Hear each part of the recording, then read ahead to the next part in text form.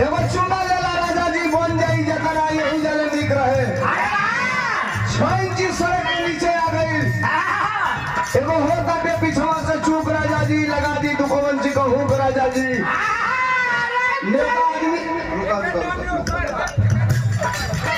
एहू जले निक रहल एहू जैसे 5-6 इंच सरकार के नीचे भोजपुरी लाइन बना सब करी बात कहाँ ले जाइए अगर कोनो गारंटी नहीं है तो नया गाना बड़ा ट्रेंडिंग में चला था मुस्कान ईश्वर ने और कुछ दिया है नहीं दिया आपको नाम बड़ा अच्छा दे दिया व्यक्ति के नामों का बड़ा प्रभाव होता है मार्केट में और अच्छी बात है अच्छी तैयारी है रेस में सबसे आगे आप जाए ये शुभकामनाएं हैं मुस्कान चंचल एक और नया गाना आई बा कौन गाना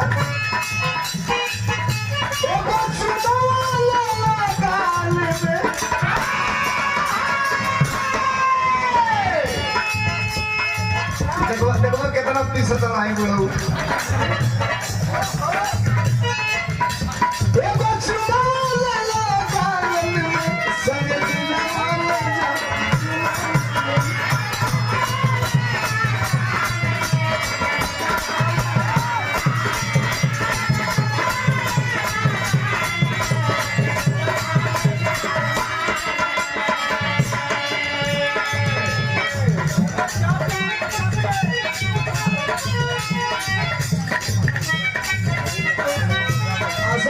पगड़ी बांधता हूँ राकेश का एक दिन में पगड़ी बांध दिया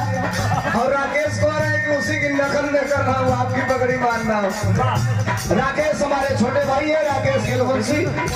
सुंदर साफा और ये कई हजार रुपया लेकर के सम्मानित किया गया राकेश को शुभकामनाएं मंगल हो आगे बढ़े दिन दुना रात चौगुना प्रगति करें मास्टर